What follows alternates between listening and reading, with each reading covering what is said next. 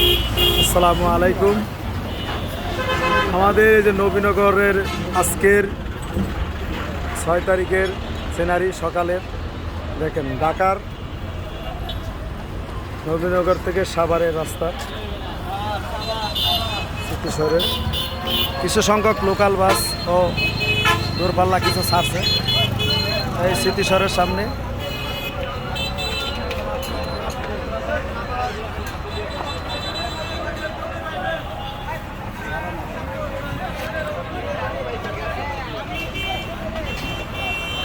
দেখেন, দেখতেই থাকেন আমাদের। এটা হইল চান্দরা, নবীনগর থেকে বাইপেল চান্দরার রুট, হইল আরিসার রুট। দেখেন কিছু সংখ্যক গাড়ি ছাড়ছে।